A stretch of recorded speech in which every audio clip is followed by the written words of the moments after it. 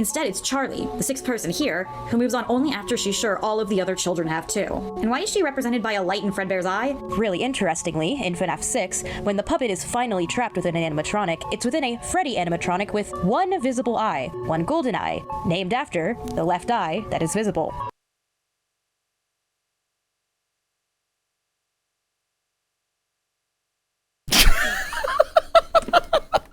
He got me!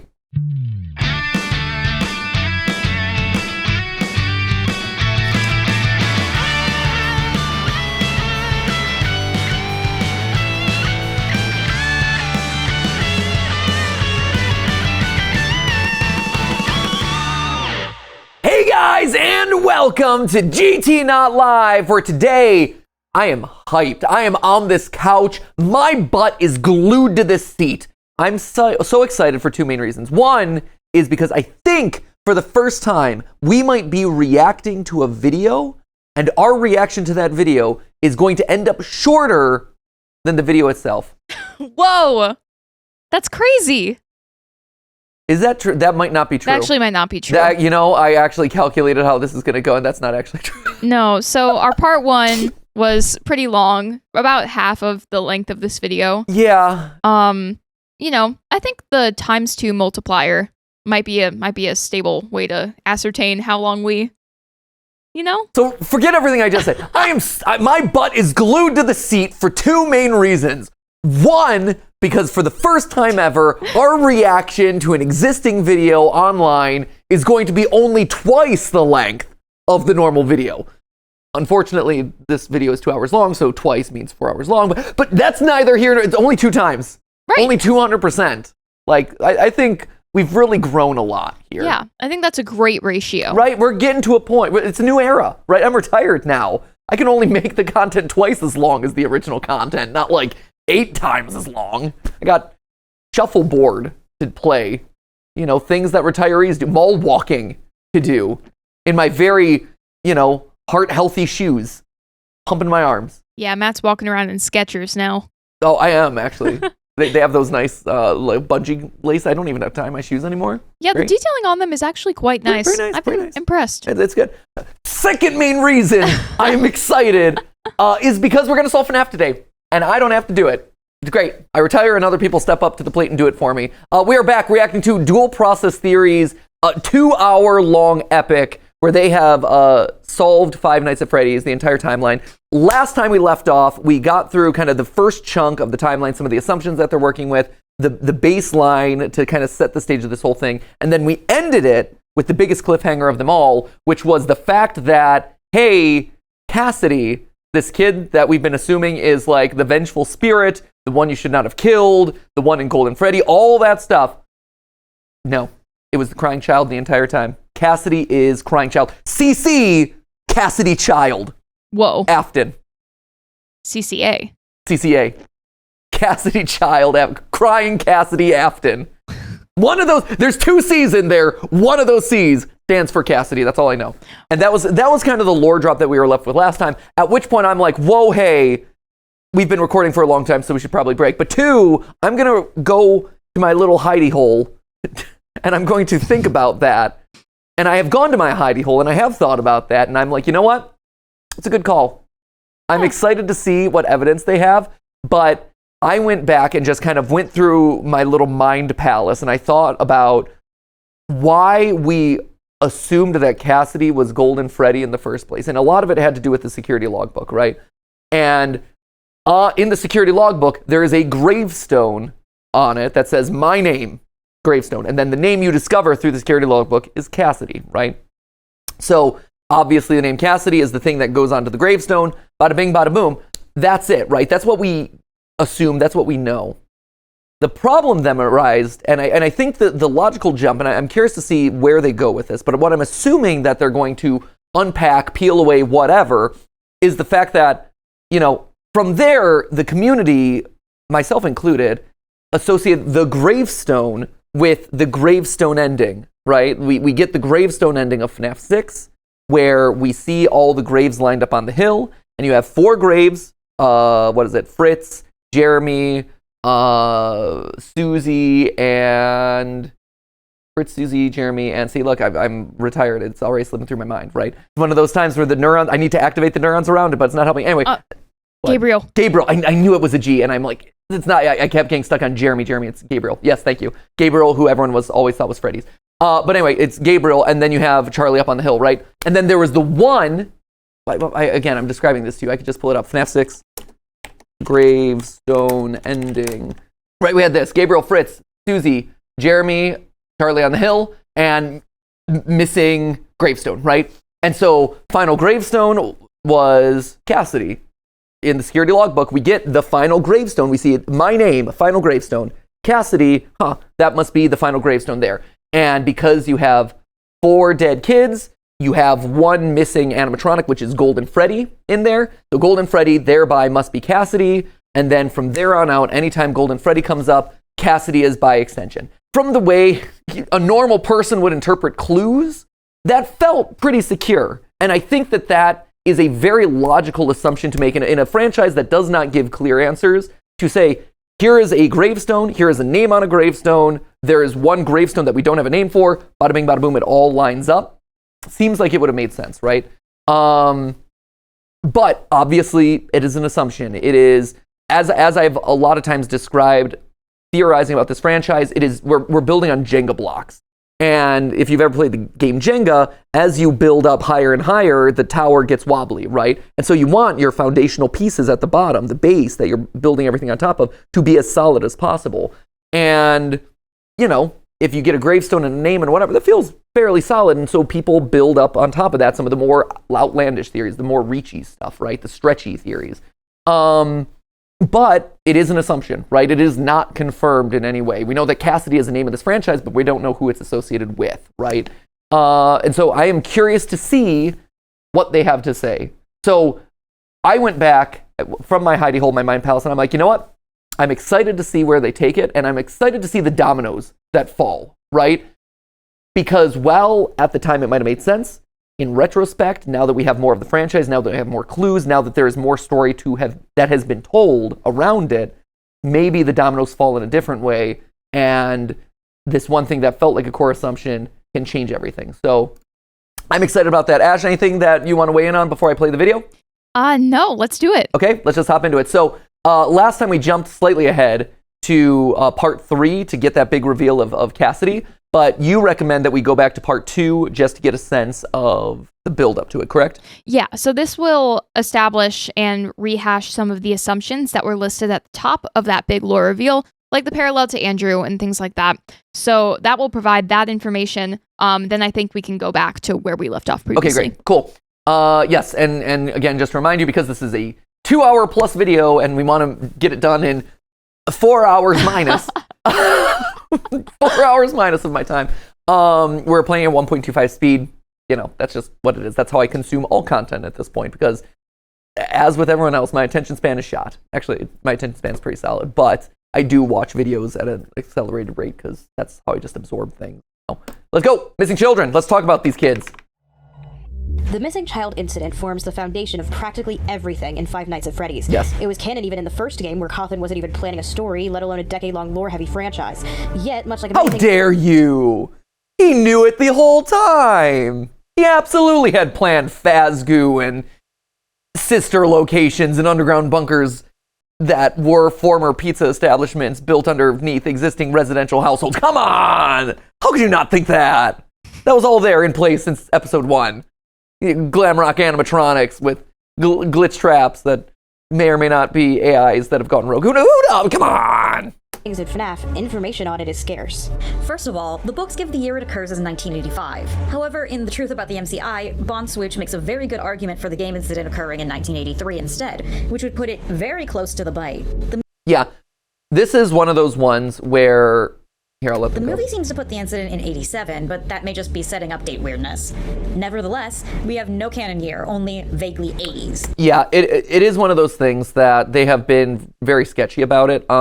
Like they call out, 85 is the year cited in the books.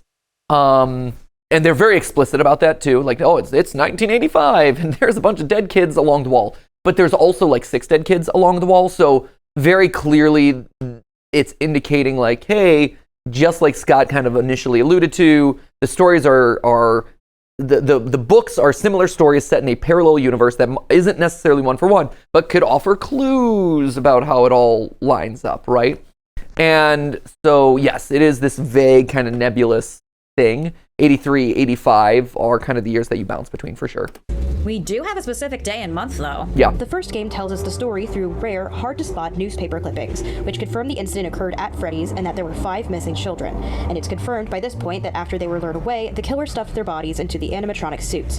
However, something that is not brought up enough is what else the newspapers tell us, specifically the first one. Kids vanish at local Peas area. Bodies not found. 2 local children were reportedly lured into a back room during the late hours of operation at Freddy Fazbear's Pizza on the night of June 26th, while video surveillance identified the man responsible and led to his capture the following morning. The children themselves were never found, and are presumed dead. Police think that the suspect dressed as a company mascot to earn the children's trust.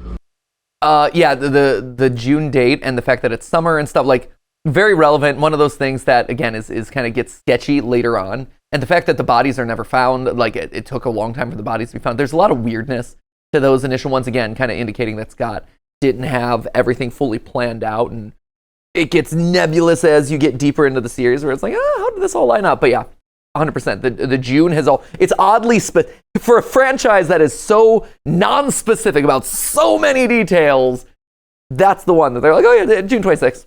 Just so you know. 3 things here that people don't bring up enough. 1, the end of the incident at the least occurred on a specific date, June 26th. 2, the final 2 MCI were killed together. Yes. And 3, we know they're the last 2 because someone was identified and arrested the following morning. The next newspaper then says that following this arrest, 5 children were eventually linked to the incident, and they have confirmation that a man dressed in a mascot costume to lure them to a back room. The newspaper also says that the man was charged and convicted. Specifically, the headline says, 5 children now reported missing, suspect convicted. We know that then Freddy's remained open for several years after, only to close when no buyers wanted to be associated with it. The last newspaper specifically refers to the MCI as the tragedy that took place there many years ago. Yeah, this is another one of those that gets finicky in the timeline. And again, as you try to piece together a lot of these dates and year, especially if you're trying to put hard and fast years on things, again, things get real sketchy because, yeah, these articles, because they are the first pieces of lore, there's sometimes a lot of times they're the most difficult to fit in because there wasn't a whole story crafted around at that time. And so the idea of this tragedy was years ago, many years ago, in fact, like sets it so there's such a large gap of time there. It's really fascinating. And I think I'm excited to see them call this out. And I just want to stop and applaud them for calling it out because they're right. These are details that tend to get brushed over and overlooked in a lot of ways, just by the nature of them being so early in the timeline, them kind of being nebulous, and it being a minor thing, but also some of the most concrete information that we get across the board, but they are hard to fit in. We also know for a fact that Afton was the murderer. However, the question of whether he was the one arrested and convicted is a big one. Yes. Because the answer to that has to be a no. Correct. He was active in the company by 1987 at the least, and still the manager and robot designer for the fun times. Feel like a convicted child murderer would get axed pretty quickly in the company. So someone was caught on camera, arrested, and convicted. But not William. Yeah, the conviction, again, is one of those weird ones where the fact that he was convicted is huge, right? You are tried for the crime, and you are found guilty of the crime, right? Like, done. You have been convicted. You are presumably in jail, right? Like, you are in jail for a prolonged period of time. If it's child murder, child kidnapping, whatever, like, that's a hefty prison sentence, my friends. So William Afton is still going about. So who was actually thrown in prison? Great question. We'll get to who we think it was in a moment. There you go. As for the children themselves, we know the names of 4 of the 5 children who disappeared. This is specifically through the 3rd and 6th games. In the 3rd game, the bad ending shows 5 animatronic heads positioned specifically, each with 1 glowing eye, with the exception of presumably Fredbear, who has 2. Upon completion of Pizzeria Simulator's Lorekeeper ending, we are given a shot of a graveyard on a sunny hill. The first 4 graves are positioned in an eerily similar way to the heads in the above shot, with the 5th obscured by grass, and the 6th high up on the hill above them. Yep. The names that can be seen are Gabriel, Fritz, Susie, and Jeremy. 2 of them were identified as missing children in the 4th closet, which released the following June. Yep. Ironically, June 26th. That's funny. I didn't know that. That's a really good call out. I like that. June 26th. Was it intentional?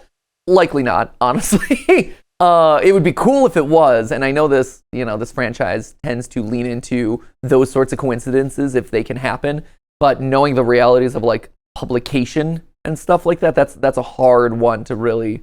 I would be impressed if they were to line that up, especially when you're dealing with like third parties who are supposed to deliver things and stuff. That would be hard. Clap in half, though, for the coincidence. That's awesome.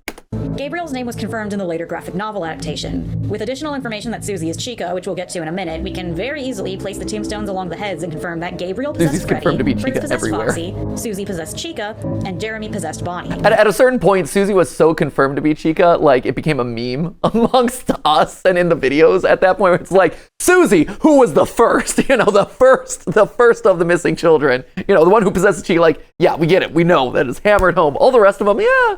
There's a little bit of fudging that you can get away with, like, is Jeremy absolutely the one in Bonnie? Yeah, we'd like to. There's weak evidence to suggest it with the heads and stuff like that. Does it matter? Yeah, not really. Fritz, Foxy kind of matches a little bit, just one of those things. The sixth grave up on the hill is presumed to be Charlotte Emily's, as the blurry name seems to match in length and shape, and it matches her puppet characterization of watching over the other children in death. The other two missing children in the book series are a girl with long dark hair named Cassidy and a young artsy boy named Michael Brooks. What's important to note there is that neither of them are named Jeremy. As Michael Brooks is confirmed as the novel's possessor of Golden Freddy, it seems likely that Cassidy replaced Jeremy as Bonnie's possessor in that universe.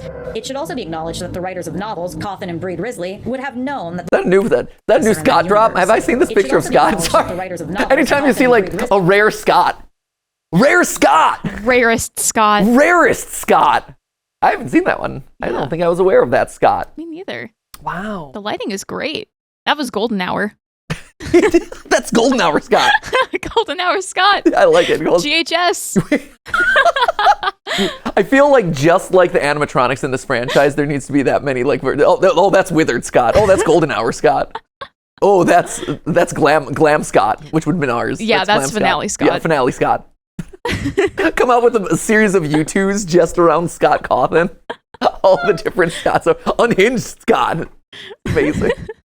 Would have known that the books take place in an alternate universe to the games by this point. Cawthon was, of course, in charge of the franchise and apparently decided to write in Charlie as the puppet around then. I feel like these graves were part of the confirmation that they take place in separate universes, as if the fifth obscured grave was supposed to be Michael Brooks, that leaves out Cassidy, and if the fifth obscured grave is Cassidy, it leaves out Michael. It would have been very easy for Jeremy's grave to read Cassidy, but I really feel that adding in a different kid was a specific nudge that the novel MCI are different from the game's MCI. Just keep in mind going forward that while having 3 of the same missing children per universe pretty much gives us confirmation that the above picture is meant to represent those kids, the novels can't be used as a factual basis for all MCI information. No, that's yes, agreed, 100%. Like again, like I said earlier, novels, books, whatever, all the books, like they are suggestions. I think the closest book that you get, and again, we're gonna get into this, I'm sure, later when we start getting deep into Cassidy, is the security logbook. The security logbook, beyond all the other books, that one feels the most tied to the game canon rather than a separate book canon. Because at that point,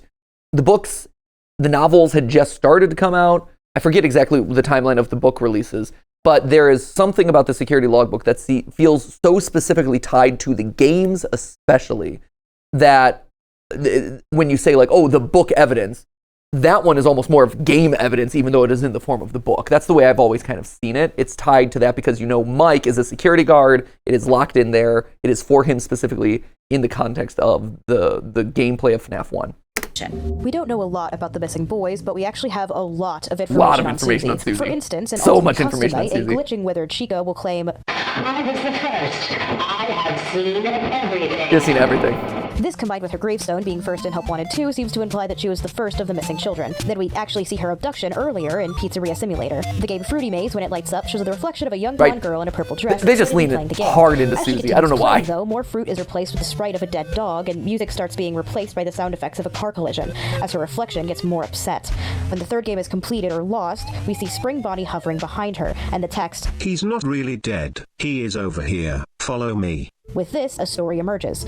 Can I just say also, the way that the franchise has delivered clues to the audience has evolved over the years, right? It went from a couple of rare screens in the game in the early days to now where it is, where there's literally lore all throughout these three-dimensional worlds that we're exploring. They're in the items, they're in the level design, they're in the environment. It's just all over. It's almost overwhelming how much it is. And I think that's why Security Breach was such a big, difficult jump for the audience to make, myself included, where it's like, whoa, they're just throwing everything at the wall. And part of it was the clues didn't really cohere into anything, but two, it was this idea of like, wow, there's clues everywhere, whereas here before it was, a couple screens here, a death minigame there, whatever. This moment of FNAF 6, to me, was really peak in terms of delivering a lot of those clues. Some of those minigames, and that Susie moment is so chilling and so, like, just so upsetting and so frightening, but also, like, so creatively done that you're looking at the arcade screen and the reflection of the arcade screen. I think it is... beautiful is the wrong word to use, but it's close, right? This idea of like it's upsetting, but it's like very well done. It's very well executed, and I still remember to this day like playing that and just being like really viscerally upset about that, but also being so excited about like the clue that we had just been given, and we're seeing the curtain pulled back in a little bit. We're seeing a moment that has been hinted at and being very cryptic this entire time. Finally put to screen and finally confirmed, which was really compelling. Anyway. Susie's dog had previously been hit by a car and killed, and William used this information to lure her to the back room where she became his first victim. We have similar cross-continuity confirmation that this is Susie via the Fourth Closet graphic novel, where she is depicted as looking exactly the same. Exactly the same. Well, she mentions that Bonnie helped her find her puppy. Yeah. So this is as confirmed as it gets that it's Susie. Yes. Susie also gets characterization in the Fazbear Fright Right, series. for some reason, again, like, I don't know why Susie got so much love when it comes to like lore confirmation. Maybe because it was like, well, she's the one that people know, and so let's just confirm it every way to Sunday, but just everywhere throughout the series. Though interestingly in that she is given a completely different physical appearance with long brown hair and brown eyes, a completely different outfit, and no mention of a dog. Though the game Susie descriptor matches up quite a bit with the doll she and her sister share, Gretchen. That is pretty weird, though from interviews with the co-authors we can gather that a lot of the contradictions to canon were based on a lack of information given to them. In the Fazbear Frights universe, Susie is still a missing child, and specifically the one connected to Chica, so we can consider this another cross-continuity confirmation. Susie is the only universal constant, apparently. Yes. Very Following strange. Susie would have come the other children, and only recently have we been given a definitive order. Right. In Hellpoint 2, when the player reaches the end of Princess Quest 4, they encounter the graves of all the children of the happiest day. Only by lighting them in the puzzle's correct order can the secret Bonnie mask be located. This parallels the original Princess Quest games, in which you have to do the same thing in order to release Glitch Trap, but the developers of Hellpoint 2 specifically chose to put the missing children's poppets here, identifying these graves as theirs. Yep. This really, really implies that the grave order is the death order. Yes, 100%. With Susie as the first, that gives us an order: Chica Susie, Foxy Fritz, Freddy Gabriel, Bonnie Jeremy, Golden Freddy, and Puppet Charlie. It is a weird order. I do, like, to have Foxy be second is odd, but yes, 100%. Like, this is, again, one of those things that's about as explicit as you get in this franchise, right? Like, hey, here are gravestones, here are puppets next to those gravestones. Put them in an order to unlock a thing. Yes, very much so.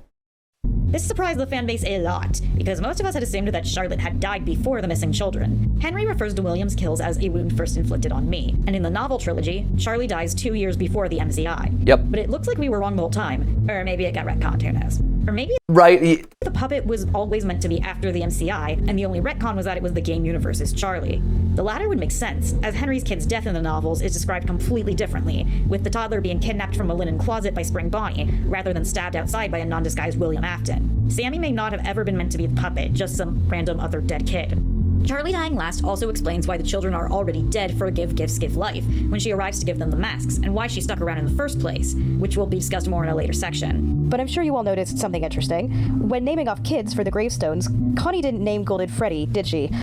So, real quick before we move away, because I think the Charlie discussion is an important one. Yeah, I think that's one of the weirdest parts of that moment is you light the gravestones, you get this order, but then, yeah, Charlie's last. And so, does that contradict FNAF 6, Henry being like a wound first inflicted on me? Well, it sounds like it was inflicted on a lot of other people before you, bro. Like, again, going to that narcissism that we were talking about last episode in reacting to this, but it's like, no, sounds like a lot of people's lives are affected before you. Like, get in line, friendo, if that is truly the order, right? So you do get this, like, weird disagreement over, you know, that one very important, very pivotal line from one of the most memorable, if not the single most memorable moment of the franchise, Henry's finale speech in FNAF 6, right? So there's understandable a lot of confusion, and again, it's like, what? Lol, what? Like, we thought we knew this, right? We thought we knew this. And there's a real resistance to throwing that sort of thing away. It also just does kind of strange things with the timeline in general, right? Like we see, if that is Charlie dying outside of the pizzeria, why is William killing her outside of a suit, right? When he's already established as a serial killer now that he is killing kids inside the pizzeria with the suit, right? The puppet feels like a first kill. It was one of those things that, like, even going back to our early FNAF 2, FNAF 3 theories, like episodes 2, 3, and 4 of Game Theory, where we were calling these out in Game Theory, where Scott went out of his way to say MatPat solved basically FNAF 2, where we said, like, oh, the puppet is the first kill and this and that. So he said, like, there was like one thing wrong, so maybe that was it. But it does seem weird for there to be an established pattern of murders happening inside the pizzeria and then for one to randomly happen outside. It seems like, from a serial killer perspective, you have the one incident that starts things and is I have watched a lot of Law and Order. I've watched a lot of Criminal Minds. My family was really into the whole like murder criminal genre growing up. So I watched all of those, CSI, all of them. And, you know, the one thing that they tell you over and over again is, like, the serial killer, the first one is always a little bit different from the ones that come afterward because they develop a pattern over time. And so for the one to be outside of the pizzeria without the suit should be the first one, based on just like how these things tend to go. So for Charlie then to be last, weird. So maybe they're going to say that that's not Charlie. The other thing I'll say that's weird about it too is, like, it is odd to think, hey, these other kids died, and then all of a sudden it's like, you know, but they're dead, and we see them depicted as these 4 dead bodies, and the puppet's there, but they died years ago, or, like, you know, prior to the puppet existing, and then she flies around and does that. It's just, it's odd, right? Whereas if the puppet is there first and then the others kind of come in, it makes a little bit more sense, just from a logical flow. It's, you know, but then again, we're talking about logic in this franchise, so who knows? I'm excited to see where they go. And many of you will be saying, but we have a name. Let's take a look at the security logbook. I love it. It's just a few weeks after Pizzeria Simulator. The Please tell me you solved the Foxy security grid. survival logbook is mostly a little puzzle collection. No one solves but holds the Foxy some grid. very important lore information. It does. Firstly, it practically confirms that Michael Afton is the same character as Mike Schmidt, the first game's security guard. He writes his name as Mike in the logbook, meaning he's a security guard named Mike, but he references enough specific sister location stuff to make it clear it's Michael Afton, namely the Immortal and the Restless, Exotic Butters, and Casual Bongos. Right? Which is why, you know, I think when the movies show, you know, like the fact that I would be surprised if the movies went the route of Mike is an Afton, unless they do some weird stuff with the lore and reveals of, like, you were a robot the whole time or whatever, right? There's ways that you can spin it, but I do think it'll be weird if that reveal comes, because it'll come out of nowhere. But yeah, I think the security logbook does, at least in the game world, confirm that the two are one and the same, even if that's not necessarily intended. The thing I was going to say, like, when people ask, like, what's my favorite thing that Five Nights at Freddy's has done, like, what's your favorite game, the security logbook is actually legitimately one of my favorite things.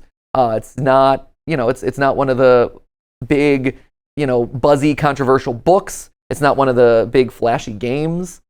I just think, I thought it was a brilliant extension. I thought it was so clever, creative. I bought this thing on the off chance. Like, it's like, why would I buy a kid's activity book? I'm like, well, if it's part of this franchise, I might as well buy it. And I open it up and it's like, oh, everything is in this thing. There's so much in here to discover and so many puzzles and meta games. It was so smart. And to this day, I was praising earlier the Fruity Maze minigame. This is another one that I think is underappreciated. Like, it was such a smart move, and it was so cool and so unique at the time that I love it. And I think, you know, the Poppy Playtime book just came out, and I've been reading that, and it's fun and it's cool, and you get the lore details in there, but it's still not the same as the way that this is pieced together and the way that this is constructed. There's a depth to it that is really compelling. The second thing it confirms is a certain name. Throughout the book, there are two spirits that seem to be communicating with each other, one through faded text, scribbling notes in the margins of the pages, and another by altering the pre-existing text into their responses. We will call these spirits Faded and Altered for now. Yep. The thing is, we know for a fact that Altered is the crying child. Faded frequently asks if they recognize drawings of the crying child's toys and references his party specifically. Altered's responses, namely the party was for me, line up with the questions and show that the second spirit is indeed our CC. As to who Faded is, well, on several pages, Faded wrote the phrase, my name. One of these is specifically on a gravestone, and with the book's close release to FNAF 6, it was immediately supposed that this was revealing the name on the 5th gravestone. I mean, yes. Each of the my name pages, the page's numbers, or other numbers should the page number be obscured, are incorrect. Upon collecting all of them and going to the word search, the numbers can be used as coordinates to locate letters, which spell out very clearly Cassidy. That is a very satisfying pen, just by the way. Right? Is that like a marker? It's a very thick, heavy marker. It's satisfying though. It's saturated. It's just thick enough. It's the appropriate thickness. Yes. I appreciate the thickness of that pen. But does it bleed? Through the page? Yeah. Ooh, that's a good That's point. the big one. That's a big one. Can't have that. Mm-mm. Is why. So, that comes up with the... Oh, Dorko! Cassidy. So, the hidden code of this book is a name, and its name is Cassidy. Remember that, guys. And we will not forget. Which are not supposed to be there, are it's me. Who are you, and what is your name? Yep. Very quickly, a conclusion was drawn by the entire fanbase, that being that Cassidy is the name of the 5th missing child, and the one stuffed into Golden Freddy. But in talking to the crying child, we also have more information on them that changes everything about this kid. One of the specific things that crying child says is, I can't see, which brought to attention the Fazbear Frights books, though those released 2 years later, but I digress. Within these books, there's a continuing story at the end of each novel referred to as the Stitch Wraith Stingers, in which a possessed animatronic is causing destruction wherever it goes. This is meant to tie together multiple fright stories, but the important thing to the Cassidy interpretation is the Stitch Wraith itself. Yep. Within the Stitch Wraith are two children's souls, Jake and Andrew. While Jake died of a brain tumor, Andrew is a vengeful victim of William Afton. He is very specifically the vengeful spirit of the Frights universe, made explicit in the Manor Room 1280, where he is keeping Afton in an eternal nightmare despite attempts to either revive or kill him, solely to make him suffer. This, of course, brings to mind the vengeful spirit of Ultimate Custom Night, who will be discussed in more detail in the Ultimate Custom Night section. Oh, We very know exciting. The vengeful spirit is a victim of Afton, keeping him in an eternal torment. Yes. Now, it's not Andrew in the games. While I know this is controversial in the fanbase, it's pretty clear that several Fright stories take place in an alternate universe, and the Stitch Wraith Stingers are some of them. Namely, just because of two little things. Into the Pit and the Man in Room 1280. Into the Pit establishes that the MCI victims were never missing, but found pretty easily. While you might think Oswald seeing the kids all propped up with party hats was just for dramatic effect, it's confirmed in the final story, Year of the Band, that this was intended to be the actual way the kids were found. Yeah. In the games, rather famously, the missing children are missing. Their bodies never located. Certainly not in such a gruesome scene. Meanwhile, the Man in Room 1280 is dying from burns. Of course, Scraptrap was in the FNAF 6 fire, but he was long dead by that point. William Afton died of a spring lock failure in a hidden back room in the 90s, and then was trapped there without food or water for potentially decades. Yeah. The fire isn't what killed him. He would already be dead by the time the fire got to him. Ultimate Custom Night in the games is hell rather than the Nightmare of Frights. Right. Yes, and yes, I like them because they agree with me in a lot of cases. Jeez. No, I know. I don't want to say it, but no, I think what I like is I agree with their rationale for a lot of the controversial things, right? They called out that Evan isn't the name of Crying Child, which again, I feel like I was kind of on the outskirts of the fan community for not believing the Evan theory. So I support that. There was also a lot of people who really leaned into the whole Andrew is the vengeful spirit thing. Yeah, so in the books, again, they kind of explained this, but just to give it more color, there's those Stitch Wraith stories. They repeatedly hit over and over again. There's a good spirit in this entity, and there is a bad spirit in this entity, or an angry spirit in this entity. The peaceful one, the good one, the holy child. He dies of cancer, I believe, and his soul passes on gently into this entity, right? And then there is the angry one who was brutalized by Afton and it is holding on by rage, and anything he touches through the lens of this Stitch Wraith immediately dies because of the power of his agony, this and that, right? And so in a lot of ways, it's a dual spirit theory. Are there two spirits inside of Golden Freddy, as indicated by the two lit eyes inside the FNAF 3 ending, the bad ending? All the other ones had one lit eye. Golden Freddy back there, Fredbear, has two lit eyes. two spirits, right? And it's funny because for as much flack as we got for using the books, the fan base in a lot of cases would be very excited. They latched on to odd details in the books and said that, oh, this is the solution. It's like, why is this one? Why are you? There were moments where they would just latch on to certain details in the books and they're like, this is the one, like this is the solution, but using the books is wrong. And so you went through this like pendulum swing back and forth about the certain details that it was okay to use the books and like really use the books, really lean in and say like, this is obviously the definitive answer versus no, the books are complete garbage, don't you dare use them at all. And over 10 years of this franchise, you've seen that pendulum swing back and forth on different books, different eras, different details, and they're right to call out the fact that the Andrew one was one that people wanted to like. Yes, there's another spirit, is an angry spirit. The vengeful spirit is Andrew, and they very firmly believe that that is just literally what it is. Not a parallel; it is direct. Similar to the way that more recently with the Mimic stories, and you have the creator of Edwin. And so you have one contingent of theorists, myself included, that are like, oh, Edwin is a parallel to Henry. Edwin had a kid, programmed this animatronic and bond this and that. He is parallel to Henry. Whereas there's another contingent that were like, no, Edwin is in the games. We just have never met him before, but like, it's not a parallel, right? And so you have this swinging back and forth of what is and isn't okay. But yeah, Andrew was one that people were really into. And I like the dual spirit theory. That was one that I always liked in terms of the episodes that we kind of pitched out there. But I never really thought that, and again, it was a parallel. It was an homage to something that happened in the game, but not one for one direct, right? There's a good spirit and potentially an angry spirit inside of Golden Freddy, but it's not necessarily named Andrew and Jake. Sorry, Cassidy. So, having these two specific souls in one spirit causing problems on accident across the series has several parallels to Fated and Altered's conversations in the book. Specifically, CC's I can't see, as specifically Andrew cannot see while Jake can. Correct. Meanwhile, Andrew is more in control of the endoskeleton's power supply.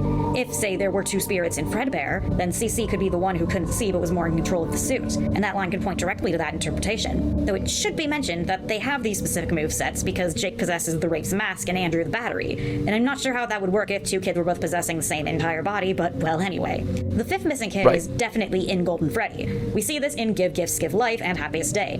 But if CC is in there too, they'd have to be stuck together. Thus it would work like Andrew and Jake's possession of the Stitch Wraith, with a difficulty maintaining control between it. Then we also explain why Fredbear is so glitchy and mysterious. There's two confused souls in one body, and why he's got two glowing eyes in FNAF 3. There's two souls in there instead of just one. And with Andrew as the vengeful spirit interpretation, this also points to Cassidy being the vengeful spirit of the games' universe. If CC is Jake, then Cassidy is the Andrew parallel, and, well, UCN is very specific Golden Freddy imagery, mainly in the final cutscene unlocked after completing 50-20 mode, where a non-withered Golden Freddy can be seen twitching in a black void, interpreted by the fanbase to show the vengeful spirit is inside Fredbear. The twitching Fredbear is what Afton sees when he faces the one he shouldn't have killed. That would make Cassidy the vengeful spirit, angry on behalf of her fellow victims as well as herself. She is the one holding Afton in hell, and possibly the one who has to go back to stop the Mimic in the second arc, though that's very debatable. The Princess and Princess quest was labeled in the files as Cassidy, but this was later changed after being noticed. With other important file names being kept, such as Charlie Door, this seems to imply that it was never supposed to be viewed or wasn't meant to be a clue. Or, well, it's possible the princess represents Cassie, but that's a whole different ballgame. The thing is, well... I don't know if they're going to get there. I'm curious if they'll get to the later games or if this is all focused around like the main for Arc 1, as they described it, Arc 1 versus Arc 2, Arc 2 being Mimic Arc, Help Wanted, it seems like what they're kind of breaking it with, which makes sense. So we'll see. This all brings up a certain question. Why Cassidy? Why is she the one William shouldn't have killed? Because, he shouldn't have killed anyone, just in a general sense. So obviously the title isn't referring to morality, but to the fact that this victim was one who was inevitably going to come back and kick his ass. And not to sound like Mystic Hippo here, but what makes Cassidy so special? Some people infer from the Toy Chica cutscenes of UCN that her death was the last and therefore the most brutal, as Toy Chica's last kill is stated to be worse than the others. But that honestly doesn't make sense to me. The more violent to kill, the more vengeful you are? Is that the logic we're working with? It's not exactly how it works. Oh wow.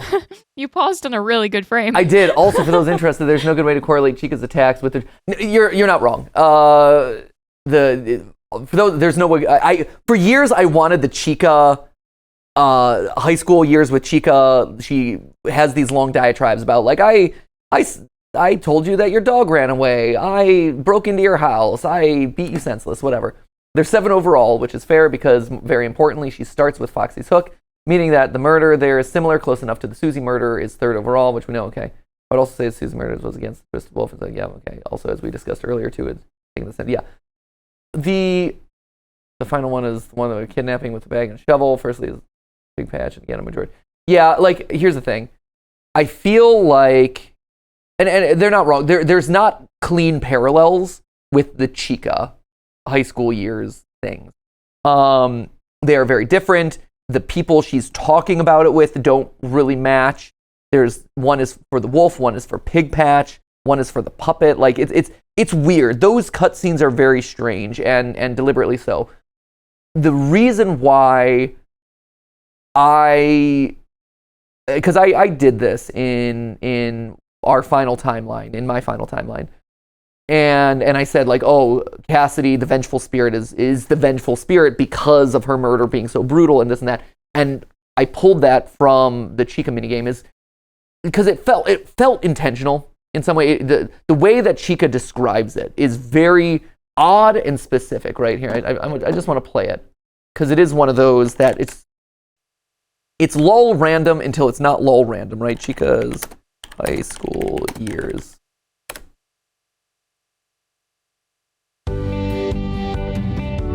Aren't everything. Snow. Looks aren't everything. He'll be mine by the end of the day. I just know it. I'll just wait for him after school. Throw a bag over his head. Hit him with a shovel and drag him into the back of my car. Then, when he wakes up, I'll tell him that someone was trying to kidnap and kill him. I don't know, Balloon Boy maybe. And then I'll tell him that I rescued him. He'll fall for me immediately. There is only one thing that could possibly go wrong. It's just weird. Fire and wait for him to run out. Or I'll just find a window. Chimney's always an option. Or I could set the house on fire and wait for him to run out. Then he could run into my arms. Yeah, it's just, Pat. there's a lot of... I told him that I needed help with my homework. But once he's there, I'll have him. And once I have him, he'll be mine forever. So there's help with homework. I told him that someone ran over his dog in front of my house. But once he's there, I'll entice him with more... See, the dog is weird because you get into like, oh, that's absolutely Susie, right? That's a reference to Susie. I told him that my house was on fire. But once he and then you have... know it.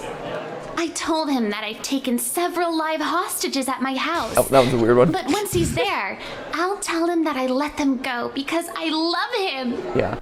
So, like, I think the dog one is the one that got people into, like, hey, there might be parallels here. And it's just so oddly specific and dark, this Pig Patch one.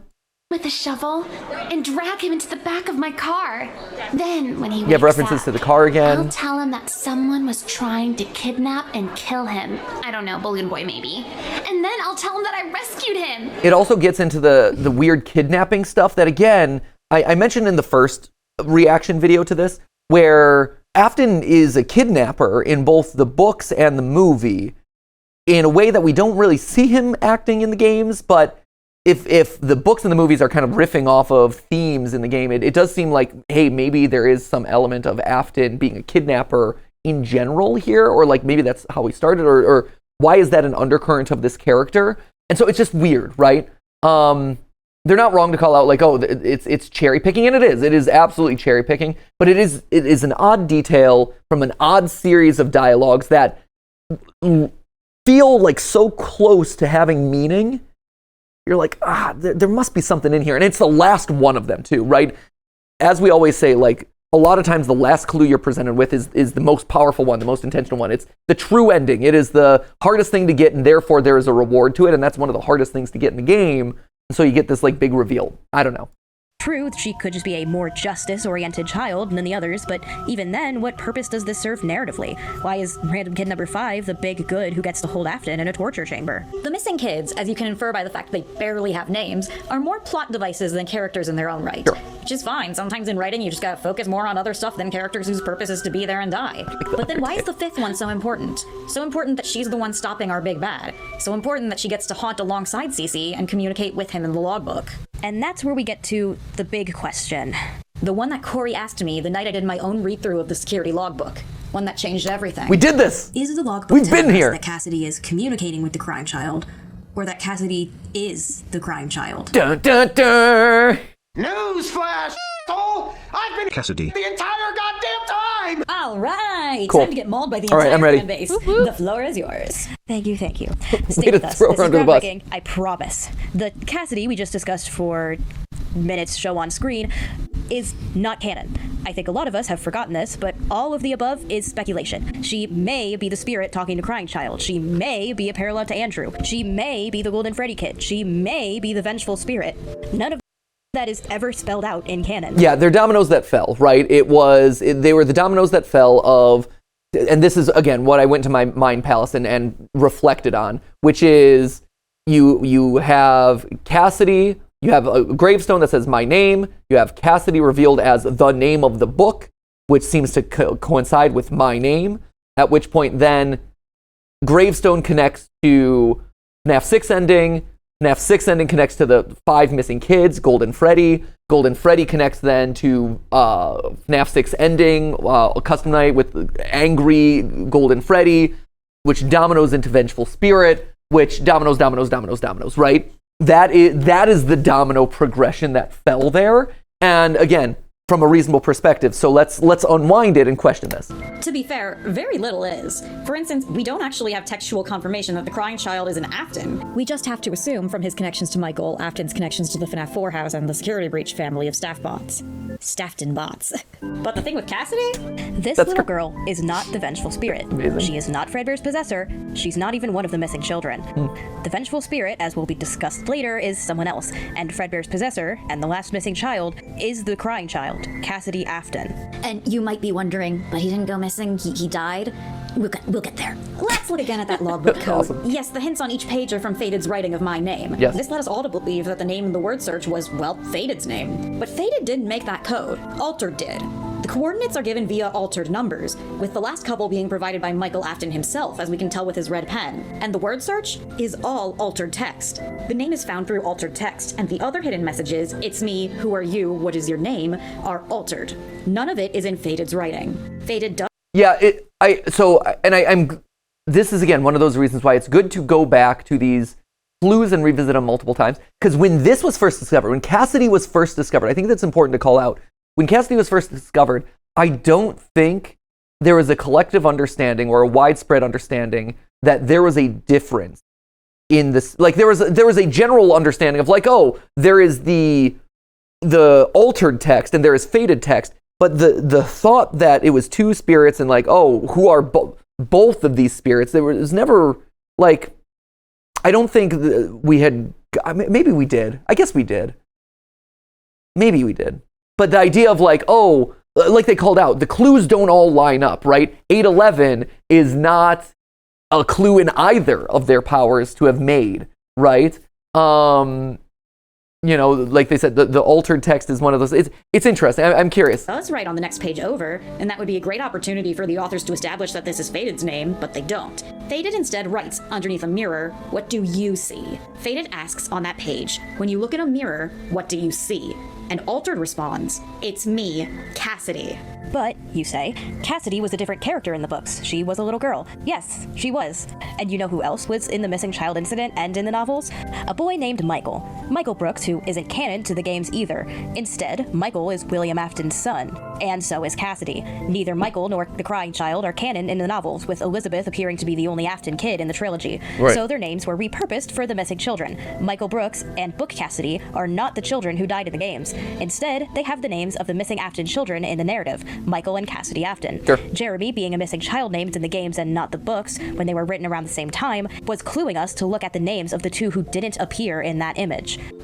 That's a really complicated way of explaining it, but yeah, no, that's fair. I think that's it is good extra evidence. I don't know if it's like a clue that is pointing to the thing. It's a lot of work to get there, and I don't know if that level of thought actually went into like oh, this has to be that. But, we have to exclude this person and this. But I get the point, 100%. Mention that the Fazbear Frights parallel argument doesn't work. Jake and Andrew have specific sight and touch powers because of their placement in the body, so I can't see having a point towards CC having less control than Cassidy is, as we say in Fazbear Frights, sting or moot. Also note that the Stitch Wraith doesn't speak until it's only Jake in there. The only other time in these books we see two souls possess one animatronic, Rosie Porkchop in Together Forever, the animatronic very conspicuously uses plural pronouns to refer to themselves, your ladies in waiting, which is interesting seeing as Golden Freddy's only and very iconic line is in the singular. It's me. True. But if there's one important spirit in there and there's another one in there, like, I get it. You're not wrong.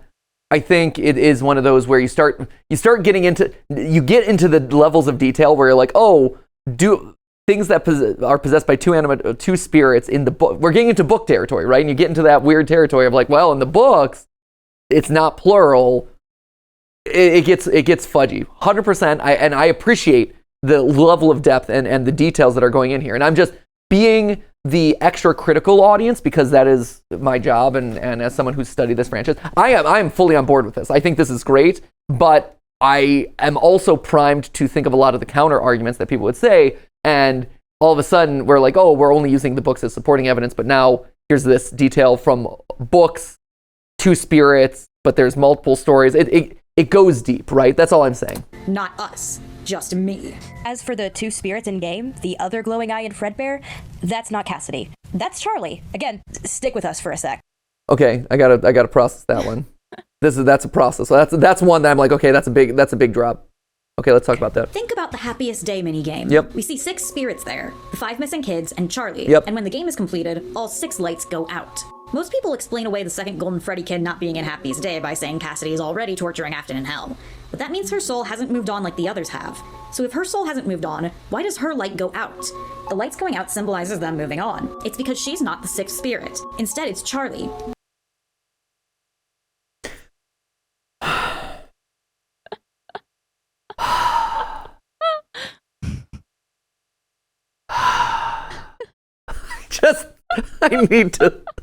I need to sit and think. Y'all broke him. I need to process things. Yeah. You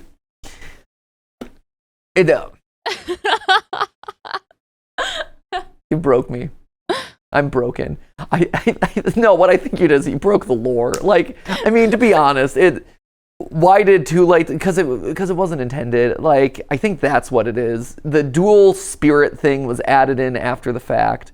It's one of those weird details. Or one thing I suspect, honestly, is that everything we see in the books and subsequent games and spin-offs and this and that are half ideas that existed out there that get repurposed later on. And you're like, oh, like at one point I thought that maybe this would have 2 spirits and let's put this in another thing, but does it? I don't know. Like I think, because to say that Freddy and Puppet are both kind of like passed on in this moment, I don't think that that's necessarily accurate or true, right? The Puppet's mask in the Happiest Day minigame, the Puppet's mask falls slower. It is differentiated from everyone else. All the other 5 spirits disappear, but the Puppet lingers in some way. And we see that happen again in FNAF 6, right? Where the Puppet is still roaming. The Puppet is still unsatisfied because spirits, like Afton is still at large, spirits are still being pushed into animatronic suits, and the Puppet is still there. It has to be captured in Lefty in order to be calmed down, right? So to say that Charlie is the last spirit that passes on or is resolved in this moment, I don't think is accurate. Just based on what we see in the story. Like, the Puppet is still a very active entity in this franchise in the form of Lefty up until it's truly finished off in FNAF 6, right? So whereas what we understand that these 5 do pass on, but there are other kids that are inserted back into the animatronics, and more spirits are still unrested, right? Which is where FNAF 5 comes in, and why Molten Freddy comes in, and why, Henry rolls in and says, we have to burn them all. We have to just get rid of all of them at this point.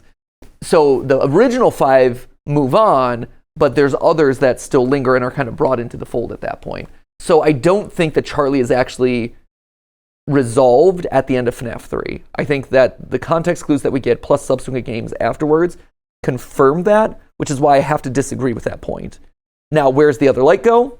It's all Golden Freddy's. I don't know. Like, it's a good call out, right? As someone who like, oh, I thought the 2-eye lights representing 2 different spirits, that's compelling. But yeah, they do both disappear, and we do only see 5 kids plus Charlie there. So, you know, I don't think either explanation is satisfying entirely. The 6th person here, who moves on only after she's sure all of the other children have too. And why is she represented by a light in Fredbear's eye? Really interestingly, in FNAF 6, when the puppet is finally trapped within an animatronic, it's within a Freddy animatronic with one visible eye, one golden eye, named after the left eye that is visible.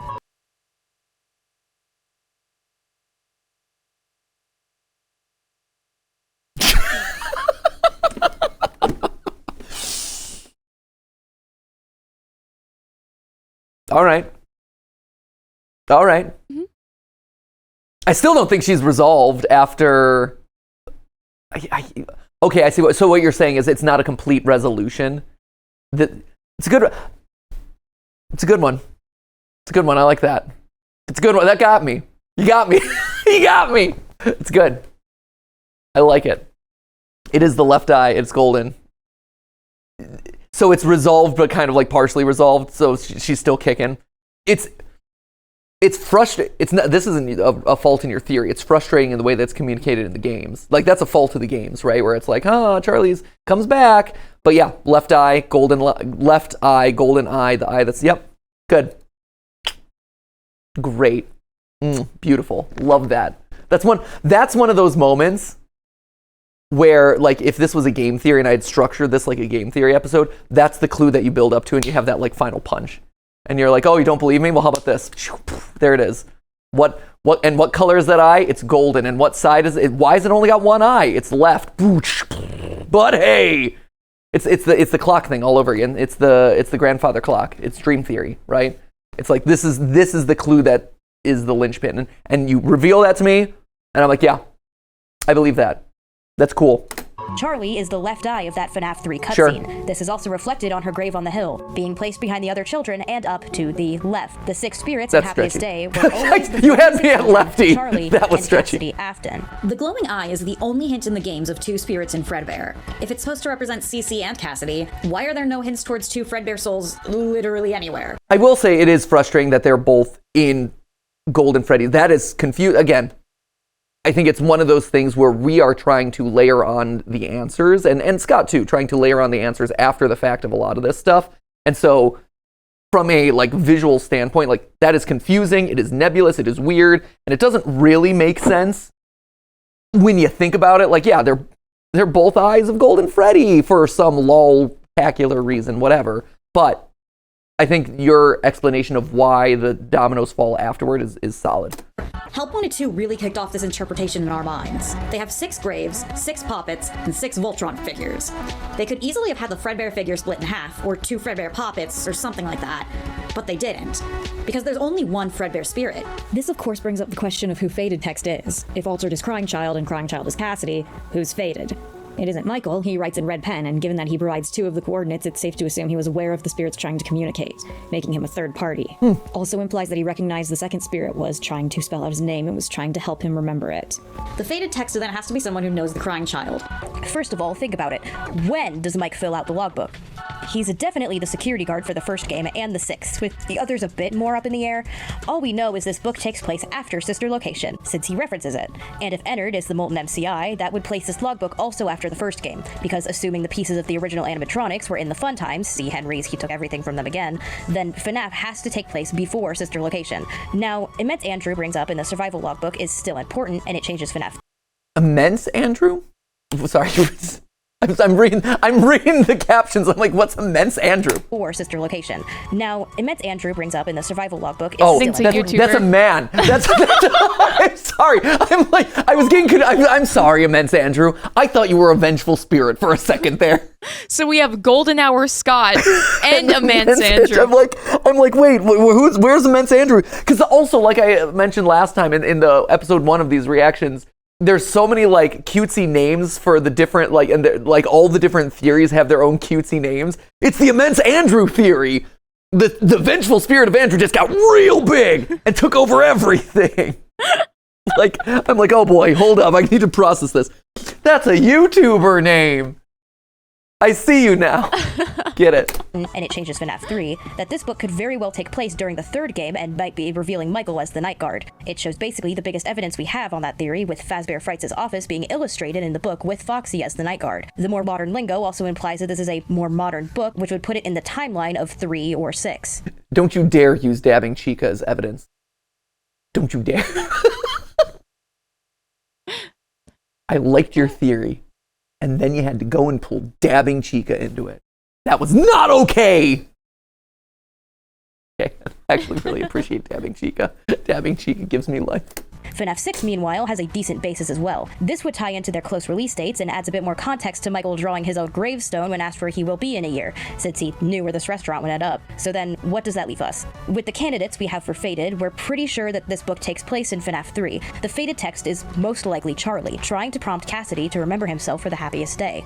If it takes place in FNAF 6, then it's probably William, who is trapped inside of Scrap Trap. Because in FNAF 6, Scrap Trap is no longer just Spring Bonnie. As pointed out by Stormmister in his video, I found a reason for Afton to look so weird. The muzzle and feet of Scrap Trap are not Spring Bonnies, rather they are Golden Freddys. Lol, what? Sorry, oh man.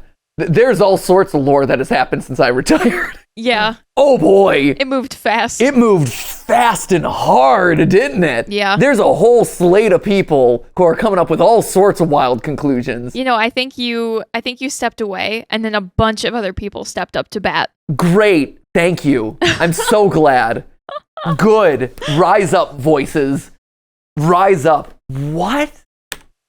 This is one of those ones where I know a lot of people got really upset about Scrap Trap looking different. And at a certain point in my career of doing this, I'm just like, the animatronics look different because Scott needs to sell more toys and wanted to update the models. Like, I went from, I got to count the buttons, to at a certain point, I'm like, the buttons and toes are mild suggestions as they kind of just like, you know, update these things moving forward. So when Scrap Trap is missing an arm, and when, you know, the character designs really became de-emphasized for me when it came to evidence points, just because it felt for a while that they were just making choices willy-nilly. And until Steel Wool came back in and started to input, like, you know, the specific guitar plucking fingers and stuff like that, which felt important again.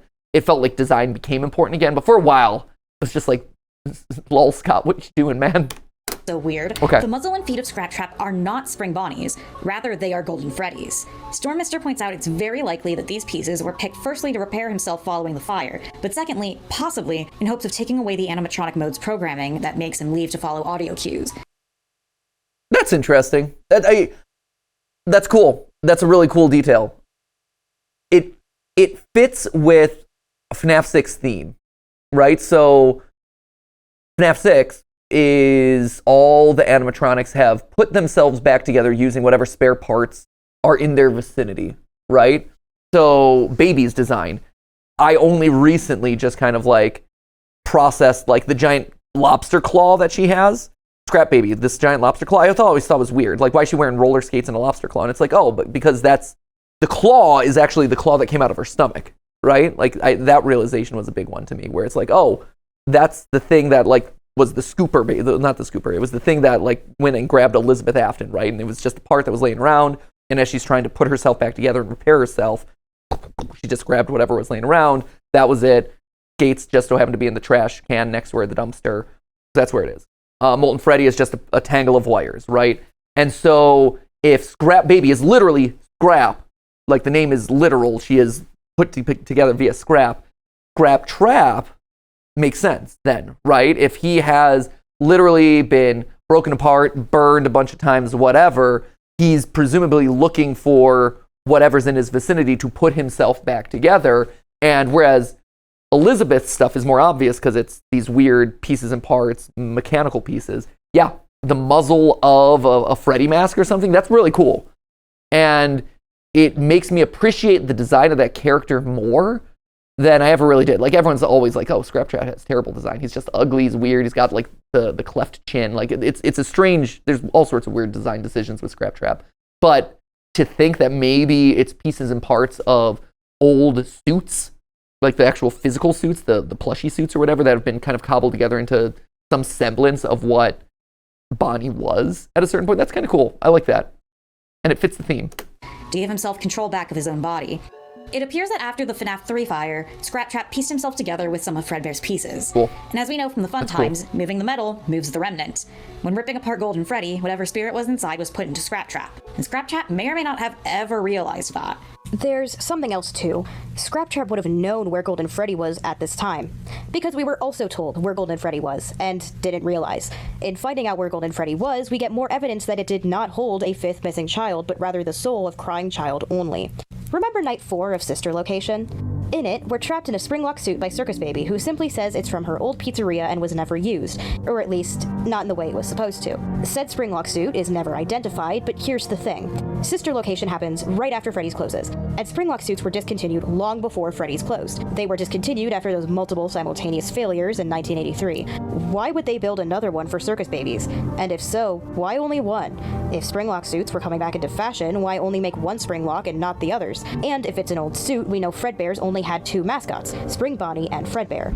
Right now we have two specially designed suits that double as both animatronic and suit. They were the only springlock suits, and they were both used, but not at Circus Babies. If Elizabeth was a toddler when Fredbear's closed, she wouldn't remember those suits being in use, and Circus Baby herself barely has Elizabeth's memories at this point. Most of her consciousness is of what a robot itself saw. Yeah. If Fredbear and Spring Bonnie were moved to Circus Babies, they wouldn't have been used, considering it closed day one after Baby scooped Elizabeth. They'd also be old suits, having been collecting dust for a few years now, so she wouldn't think they'd been used at all. At least, not in the way they were supposed to. In Help Wanted, we see 4 Endo-01 skeletons in the furnace, leaning heavily towards the molten MCI theory. Okay. Oh, geez. See, that's when I'm talking about the cute names of things. It's like, oh, the molten MCI theory, yeah. Which is that Afton broke the original animatronics down, melted them into Remnant, and injected them into the Fun Times. Which is why they're like that. But there's only 4 skeletons and no Golden Freddy suit, and no Spring Bonnie. He carted the original 4 over here, so why not them? They're not in the molten MCI, meaning we're in one of these 2 suits. And Spring Bonnie's suit can't be the one we're trapped in. When Afton crawls into it, it's just laying in an abandoned Freddy's back room. Doesn't look like it's been moved in a long time. Certainly not to Circus Babies, which only leaves one Springlock suit we could be inside of.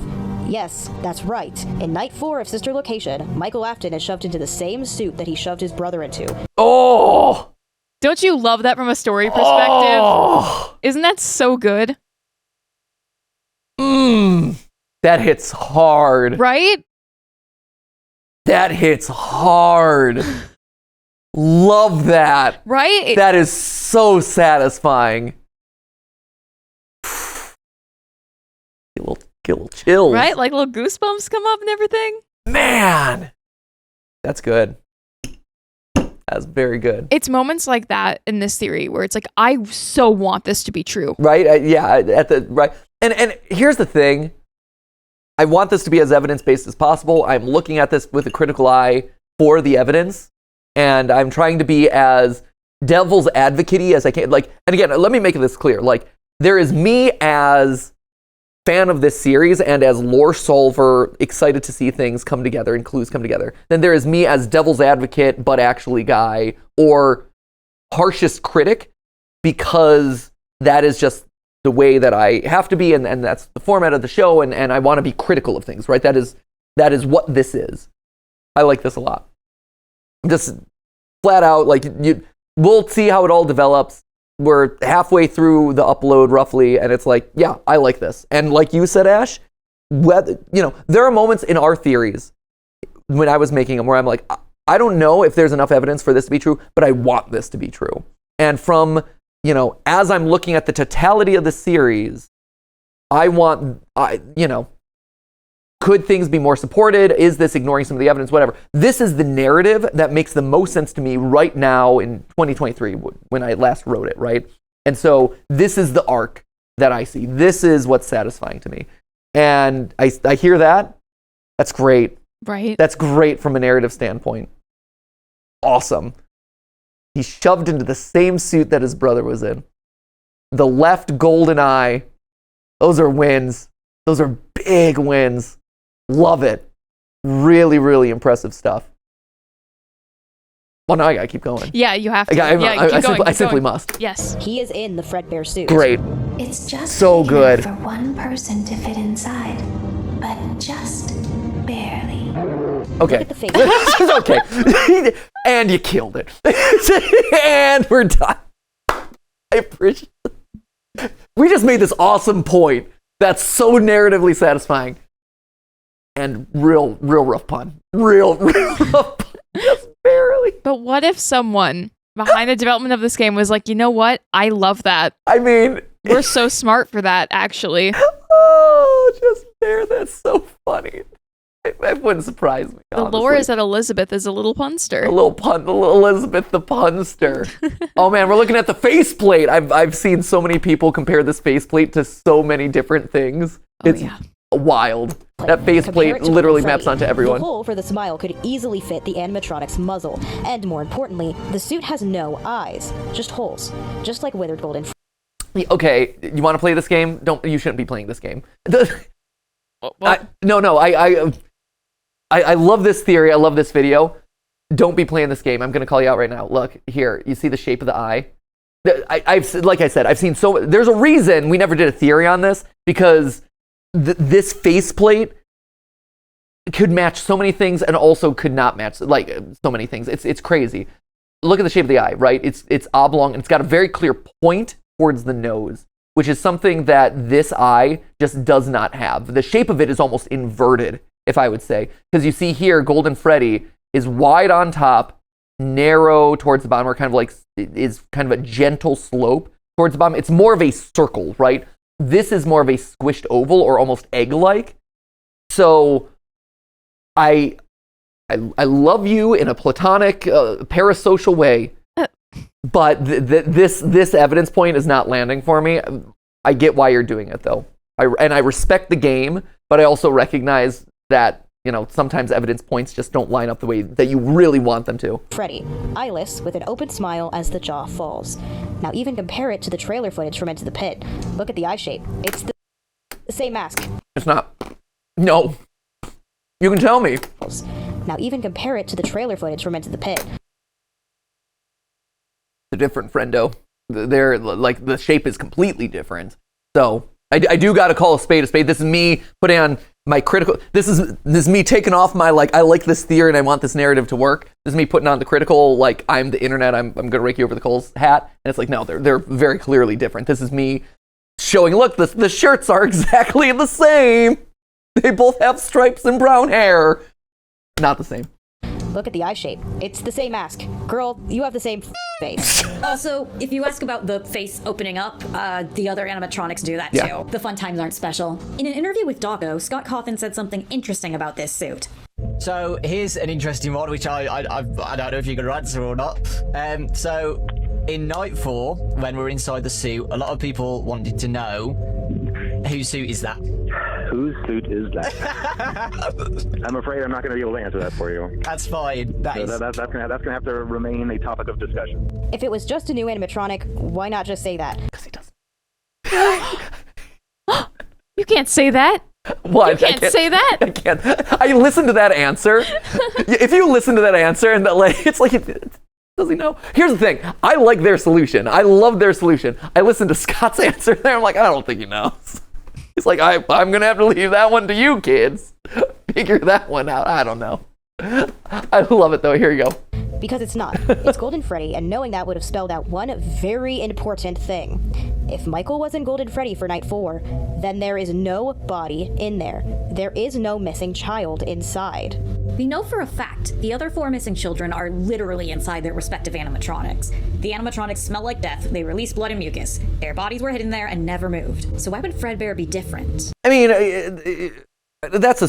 yes, you're not wrong. But also, at a certain point, I don't know what the decomposing time is of a human child inside of a generally normal building environment. So I can't tell you this one. But I feel like decomposition and or removal of the skeletons at some point would be a possibility. They're stored there to be hidden there for a while, but then eventually, if you're extracting remnant or whatever, right? We see the animatronics get broken down in FNAF 3, that FNAF 3 minigame, and you're not seeing corpses inside or whatever, inside the pieces and parts as they're laid strewn about the floor. So I think that might be taking that piece a little bit too literally. Because Fredbear was never meant for any random child. It was always meant for Cassidy Afton. Cassidy Afton was the 5th missing child. First, let's once again bring up the order of deaths in Help Wanted 2. Susie Chica, Fritz Foxy, Gabriel Freddy, Jeremy Bonnie, then Golden Freddy Kid, then Charlie. An argument can be made the crying child may have happened afterwards, as the Bonnie mask is found after the graves are all lit, but we must remember Midnight Motorist. The bite, which would have been represented by the mask in this interpretation, needs to happen before Charlie dies. Bite, which would have been represented by... Yeah, and here's the 5th missing child. That's the thing. I'm curious how they're going to explain this away, because it is weird to think that the kid who was bit in the middle of a busy pizzeria is a missing kid, you know? Like, I can see that he was one of 5 deaths associated with this franchise, but again, he also is, you know, he was bit in Fredbear's Family Diner, not Freddy Fazbear's Pizza. CC isn't the mask, he's the plush. Something we have to remember right now is that the crying child doesn't immediately die from the bite. Sure. He's in the hospital for some time. He's alive long enough for Michael and William to talk to him, and for William to promise to put him back together. We think that William took his son out of the hospital, either pulled a parent card and said he needs to be at home to recover, or maybe he just smuggled him out. Maybe he did that at the beginning and shoved him in that nice little underground bunker with all his toys in it. Or maybe he does this on the last night. We're not entirely sure. It's not really that important. What we are sure about is that while CC is in his fun little coma, William starts killing, because he's practicing, learning how to put them back together. In Tales from the Pizzaplex, it's shown that the material of Remnant, at least the owner's own, has healing properties. If he knew or was discovering this, maybe that's what he was after. After shoving Susie into Chica to hide her, Chica starts acting strange. While Susie isn't fully possessing the suit, it's still being a bit erratic, twitching at random intervals. Perhaps her agony is already inside of it, keeping her pain inside while her remnant wanders, as seen in Fazbear Frights, when Susie wanders her home all day, then disappears with the spirit of Chica at night. But Chica's still acting weird, so William... Yes. I love this scream. This moment is very accurate. tries the same thing with Foxy. Kill a kid, shove them inside. Henry has set up a safeguard, a security puppet to make sure children don't leave the area, and specifically to make sure his own daughter Charlotte is safe. After one disappearance, you can't have any more, can you? But his flaw here is thinking that someone is luring the children out of the location. William is working on the inside.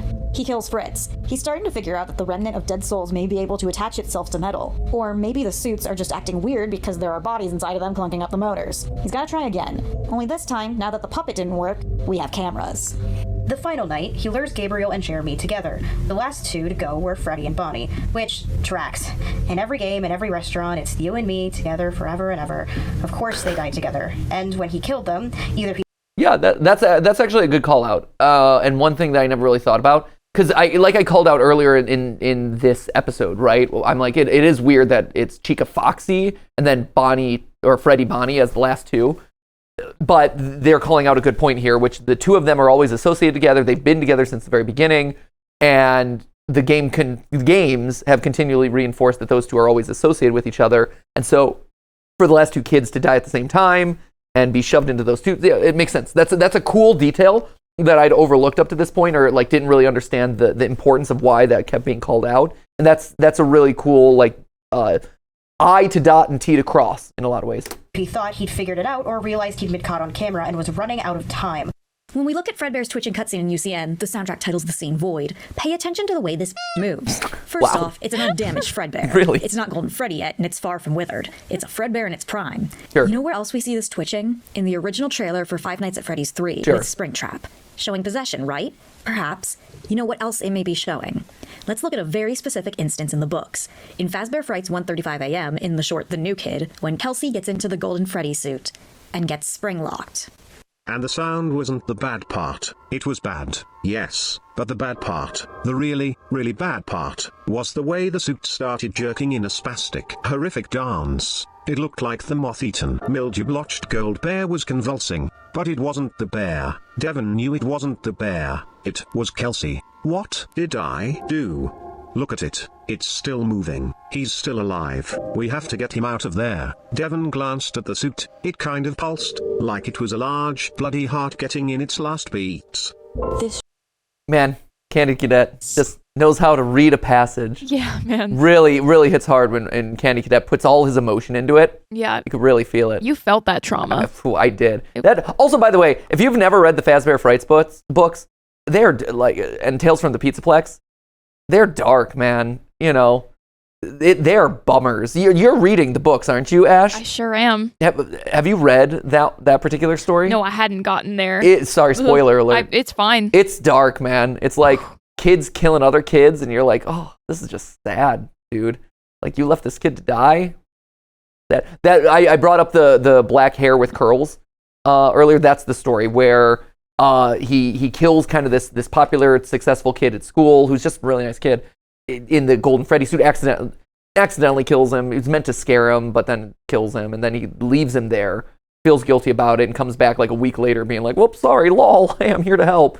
And reaches in, and lo and behold, the boy's gone. He's disappeared. The body of the kid who was in there is gone. So again, that goes to the whole, like, the bodies aren't in there. Where are the skeletons? Whatever. I think that, there's enough supernatural stuff in here that you could explain that away. But he reaches into the Golden Freddy suit, and he feels black curly hair or whatever, indicating that was the original kid. So but that story in particular, the one that they just cited, is important for a lot of reasons. But it's cool that they're calling out the, like, convulsing and twitching. Shot isn't just showing that the suit is possessed. The other suits are possessed, but don't twitch like this, because they're not spring-lock suits. The same twitching can be seen in the film when William is in the back room, dying from his spring-locking. This shot and the FNAF 3 shot are shots of someone being spring-locked, and the void shot of Golden Freddy is Cassidy's spring-locking. Cassidy was placed into the Golden Freddy suit, and whether intentionally or not, spring-locked. This kid was taken off of his life support, put into his worst nightmare, and made to suffer one of the most horrific deaths imaginable. William watches Fredbear do this horrible twitching as Cassidy, whether awake or not, dies, and then the suit goes still. And when it doesn't move after long enough, William concludes that it didn't work, which, oh shit, it quote-unquote didn't work. All of this was for nothing. But now he has a whole new problem. He can't just say Cassidy finally died in his coma. Look at his body. If it hadn't been completely ripped to actual shreds like in Together Forever, it's mangled beyond belief. Not a single person is going to look at that and think those were from the coma. Everyone's going to know something's up, and considering at least one other person has been spring-locked in the past, the wounds might be recognized. Henry would recognize the wounds and identify them. They see these wounds on Cassidy, they'll realize he was stuffed into a suit, and possibly begin to look into the others. William panics. He'll leave the other children where they are to rot in the suits, but not his son. Instead, he takes the body out. He removes Cassidy and puts his body in a box. To hide his failure, his horrible crimes, and to put his son somewhere he might be able to grab him should he actually figure out how to put him back together, he buries his son in an unmarked grave in the woods. You're pulling on Midnight Motorist. In Midnight Motorist. The next day, then... Okay. You're doing the thing that I did in the final timeline, right? Which is, these are moments of large logical leaps that we're putting together to tie disparate clues together into some sort of satisfying narrative. I see that, and I respect that.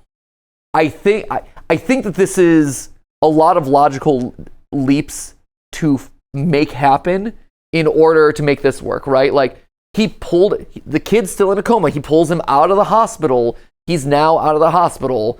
I'm doing experiments on Remnant. I could see them doing experiments on Remnant, but then I'm putting them into the suits, which I guess is like, I put them in the suits. I put the other kids in the suits, and now the suits are moving around, so now they're alive, I guess. But he doesn't know that Remnant exists at this point, right? Because he's killing kids. So the motivation, I guess, the question I have here is what is the motivation for William Afton to start killing kids? Because he wants to my kid was injured, and so I want to injure other kids in order to experiment on them, see what happens, and I'm shoving them into animatronic suits to see if they'll come back to life. To me, the original 4 coming back to life was always an accident, right? Or at least, no, it kind of had to have been, right? They had to have been an accident because it's not until the puppet gives them gifts, gives them life, do they come back to life, right? So, and if you're following what Help Wanted 2 is saying is the order of deaths, right? Which is Charlie last. That means that those 4 animatronics aren't coming to life until the puppet has given them life after Charlie's death. That is a complicated way, and I think an evidentiary-based way to kind of take down this little part of the narrative that you've pieced together. That is not to take down anything about, and again, as someone who's concocted these theories, as someone who has used similar rhetorical devices to try to cobble together a cohesive narrative and tie together as many clues, random disparate clues as possible into a narrative satisfying thread, I see what this is doing, and I recognize that and I respect that, and I think that's great. But from the critical hat, I do have to say, like, it doesn't quite match up with the evidence that you yourself are using in certain places and the evidence that the games present us with in certain cases. All that being said, I still like a lot of this conclusion. I like a lot of it. I do think that having to figure out jump through a lot of loopholes to make Cassidy the fifth missing child feels odd. And to make it that he's shoved it after 4 of them, now he's shoved into the one spring lock. And oops, I screwed up. And Afton does all of this and does all of these experiments and kills all these kids and whatever, and then puts his kid into one and it's like, oops, I killed him in the most dangerous suit of them all. I guess it's weird, right? It's very convenient. It's less narratively satisfying. I see it. I respect it though, and I like the story that you're telling, 100%. The police search the Freddy security cameras for Gabriel and Jeremy. They see them being lured away by someone in a spring Bonnie suit, and come to one conclusion. It has to be one of the owners. Now that the Springlock suits are decommissioned, they're the only 2 who would know where the suits are and how to use them. But when they get to William, he tells them that not only was he definitely totally home all night, but his son is missing too. His son, who was sick and dying, disappeared, or got kidnapped. How awful, how tragic. And so, who gets arrested? Henry.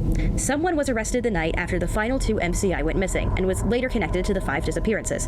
Obviously, Fritz and Susie were tied in, but the 5th kid was William covering his own ass. He let Cassidy slip into the missing child incident, hiding not only the fact that he knew where Cassidy's body was, but that he himself was the killer. He can't be the murderer now that he's a victim himself. He's one of the grieving family members of a lost child. So Henry, the only other person who can operate the Springlock suits, is arrested. And convicted. Don't forget, the second newspaper in FNAF says that the suspect was convicted. As we stated before, it couldn't have been William, who still had control of the franchise in the years following the incident. But Henry? Not only would he be just as suspicious as William once they knew about the Springlock suit, Henry disappears from the game's storyline until FNAF 6. He disappears for roughly 30 to 40 years, depending on when FNAF 3 takes place and when the MCI would have happened. It's not because he just left. He was arrested, convicted, and imprisoned. Henry unwillingly took the fall for William in the missing children incident. And following his arrest, what happens? His daughter is shunned by the other kids.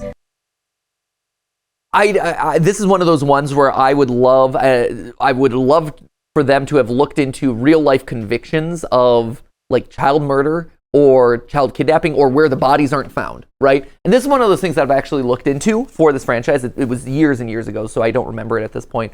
But that's always one of those things for me that would be interesting here is, okay, if we're saying Henry got convicted and was sentenced to jail time, how much jail time are you looking at for whatever this would have been, right? Because they say the bodies were never found, but he is convicted of what? Child endangerment, child killing, child kidnapping, hiding of important evidence, something like, I don't know what the convictions would be, especially since they can't show the body, so we can't necessarily prove that the kids have died, right? So, and if he's maintaining his innocence the whole time, who knows? But I'd be curious if 30 to 40 years is a appropriate length of time for that specific, like child murder, I would assume not, right? But for some of these other ones where bodies aren't found and there might be inconsequential evidence or evidence that doesn't come to some definitive conclusion, yeah, maybe.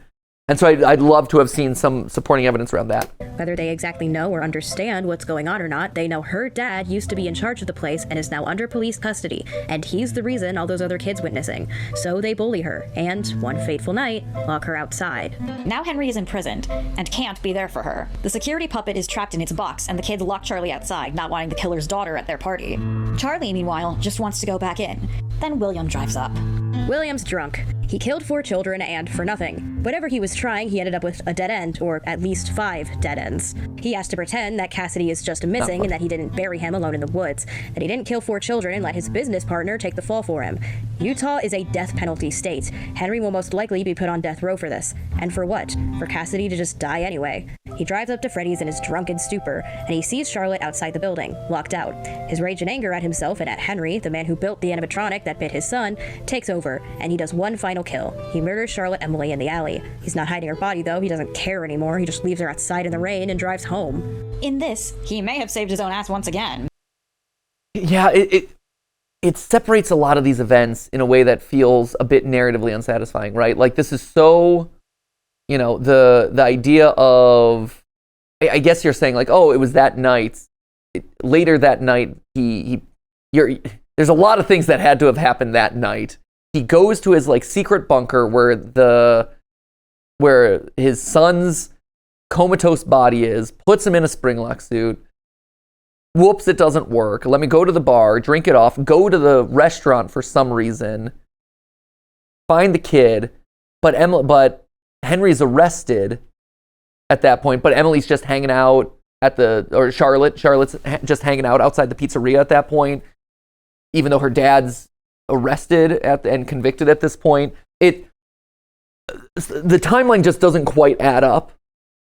And again, I see why we're trying to piece these together in the order that we are, but the timeline doesn't just fit together as satisfyingly as we'd all like it to. And that's, hey, welcome to the problem with Five Nights at Freddy's. That is the issue with this franchise, right? That's the only thing, right? Like, so Charlotte Emily's just like hanging out outside the pizzeria, randomly locked out. So who's there with her? Is it her aunt now taking care of her? Like, what's going on? When Charlotte is inevitably found, she won't be chalked up to a victim of the same killer as the MCI. The death is completely different. She wasn't lured away, and her body was found. It'll be chalked up to a copycat or a vigilante hoping for vengeance on Henry. It won't prove Henry innocent. If it's a different killer, then they can't say we must have gotten the wrong guy, seeing his kids are still dying. Charlotte dies, and Henry is still in jail for it. Later that night, Afton drives home. He tries to see Michael, only to find he's escaped to that place. And what is that place? The gravesite. How Michael discovered the unmarked grave is unknown. Perhaps he saw on the night his dad buried it, sneaking after him when he stopped to grab a shovel. Maybe he saw his dad visit once and started to piece together what it was. Or maybe, just maybe, Cassidy was trying to show him. Unbeknownst to William, his plan had worked. Cassidy's soul was now tied to Golden Freddy, but it wasn't like the other souls. It was confused, volatile, because the soul was separate from the body now. The body wasn't in Golden Freddy, it was buried in the woods. Golden Freddy appears outside of Michael's window and beckons him to find him. It's not the actual suit though, it's physical enough to leave prints, but the suit itself doesn't move. Think of the scene in the 2023 film where Golden Freddy's ghost is present enough to kill Aunt Jane, but also gets into the house without breaking the door if you notice. Yep, it's true. He's also too big for the door. Like, let's be honest. Like, he also fit in a taxi cab. There's a lot of weird stuff in the movie. They're like, okay, we're just gonna roll with that. That's fine. That's cool. It vanishes like it's not a real suit, but sure hits like one. Right, it's physical when it needs to be. In the same way, the game's Fredbear Ghost works like this. Golden Freddy, how many toes does he have? 3? Does he have 3 toes? Yeah, 3 toes. 3 toes. Great, good. Are they going to call out the fact that there are 3 toes outside of this window? It appears outside Michael's window in a somewhat stable function, while the actual suit is still sitting in a back room. Michael's starting to suspect that his dad may not be as innocent as he appears. He wonders why his father wasn't paying enough attention to Cassidy and how Cassidy got snatched. If he was, in a coma. If he's even connected right, to like, this again, that's then he weird. Starts seeing apparitions of Golden Freddy and starts following it. Maybe he knows it's a ghost, maybe he thinks it's a manifestation of his own guilt. But he follows it and goes to a place where his father was digging one night and tries to find his brother's grave. William is angry at Michael for going to the gravesite. If anyone sees him and figures out what he's doing, William's they'll know Cassidy is buried in the woods and not missing, and William's story will start to fall apart. William's caught Michael near the grave before. So the reason I ask about how many toes Golden Freddy has is this footprint right here, in case you don't remember. There is a footprint with 3 toes. It's a narrow footprint, which again, you're getting into that territory of like what is intentional, what isn't. Golden Freddy's foot is definitely not a narrow foot. He does not have a slender foot. He's got big ol' flop of feet, right? So from a like, would the design of the foot match the design of the footprint that's over here in the corner of Midnight Motorist? No, it wouldn't. Toe-wise, it matches because we see it's 3 distinct toes, but it is neither here nor there. It's a weird detail. I call it out because it kind of fits, but also kind of doesn't. and he knows Michael suspects something is up. So, knowing Michael ran off to that place again, he vows that he's going to regret it. He's going to regret digging into his father's sins. The box holding Michael's brother, left forgotten, for now. As for Michael, well... Let's talk about the nightmare gas! Nightmare gas. No! And this is where I end my reaction today. At the nightmare gas. For those who don't know, nightmare gas is a very new addition to the controversial things that exist in this franchise, which again, I'm like, woohoo, peace out guys, I'm gone, is because one of the latest stories in Tales from the Pizzaplex is Didophobia. Didophobia is one of those very explicit stories where you're in the FNAF 4 house, but lo and behold, the FNAF 4 house isn't really a house. It's like an experimental lab in a lot of ways, and it's being pumped full of nightmare gas, this hallucinogenic gas that transforms everything that you see around you into realistic things, right? And even down to the food that you're consuming. And so he opens up the refrigerator, and once the gas is turned off, he's like, this is all like disgusting, nasty food. But oh no, I've been eating it like it's real food the whole time. Like he's been gaslit literally the entire time for years in this place. We're not touching that yet. We'll touch that next time, I guess. So, whoa, nightmare gas be upon you. Yeah, this is going to be a controversial one. I like how short it is too. I appreciate that, as it should be. There is still a second big reveal in here, yeah? Yes, that's major plot point 2. Which is in... Over there. Man, that's the hefty way. Yeah, it is. We have many a journey to attend before there. Anyway, long and short of it, as we wrap up this episode of reacting to this theory, super solid. I know that I've called out what I perceive as some of the weaknesses here, and again, this is me just off the top of my head, thinking through the arguments that you're making, thinking through the evidence that I just know about, and trying to call attention to things that I feel like might be contradictions. I could be misinterpreting things. I could be misremembering things. So, this is all me reacting in real time. Forgive me if I'm wrong about stuff. I'm just trying to do my best. Regardless, and I hope I've made this clear throughout this entire thing, for as critical or skeptical as I've been at certain parts, for the weaknesses that I've called out in certain narrative moments, or like, that feels pretty stretchy, that you're trying to tie all of these loops together into this one very convenient package. Let me not understate the fact that Cassidy as Crying Child, I think that is very compelling. I think it is narratively satisfying in a lot of ways. The moments that you hit home runs with, Michael being stuffed into the same suit as his brother, awesome. So cool. Gave me chills. It's also, I think, in all honesty, I think that's probably true. The fact that there are 2 spring locks, and that this is a spring lock suit, and that, we know that there are 2 spring locks. You used the quote in your video. The fact that they call out, there are 2 spring lock suits, the Golden Bunny and the Golden Bear, and we know the Golden Bunny is pretty much occupied with William Afton. Yeah, by process of elimination, unless there were more built, it does kind of mean that suit was Freddy. I don't think the eye holes match, like you call out, and I made that clear. But I like it. Even though I don't think some of those design details match up, I like it in a way that is just satisfying. It'll be my personal headcanon. And then the whole puppet is lefty thing and calling that out, I think you're right to call out that, hey, why did all the spirits get resolved at the end of Happiest Day? I still struggle with that. I don't think Charlie is, because she's still roaming around, but the lefty left eye thing, solid. Real good. There's some points in this that really hit home. Really good, really satisfying. Things that I'm like, oh, big thumbs up, big wins there. Moments that I'm like, those would be key points of any theory that we would ever put together. So really solid work. I'm so excited to see how this whole video comes up. We're an hour and 5 minutes into this thing, and I'm still as hooked as ever. Current images on the screen notwithstanding. So we'll be back in a couple days with more of this reaction, because it's been a lot of fun for me. I hope it's been fun for you. I hope this has been interesting and educational for all of us. But man, dual process theory, you have really done a good job out of the gate making this one happen. Ash, yeah. Hi. Is it cool if I know we've been talking a lot about like the actual theoretical portions of this, but I actually wanted to add a little helpful note about the technical aspect. Oh, sure, please. So, hello. As someone who has managed and facilitated uploads on very public channels for years now, I've noticed a couple things. Mostly little asterisks and sorry, audio glitch, sorry this, sorry that. And I just want to tell you, a lot of people are more forgiving than you'd think, especially because this is a first upload, right? To be honest with you, if I heard one of these audio glitches, I probably would have just breezed over it.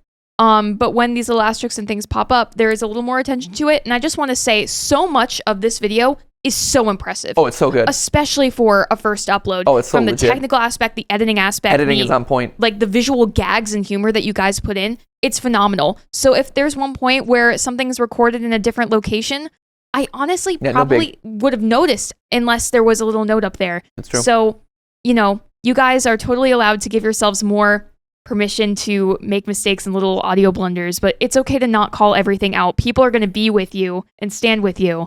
Because there's so much in here that is just so impressive. Yeah. Y'all really have done a fantastic job. Yep, 100%.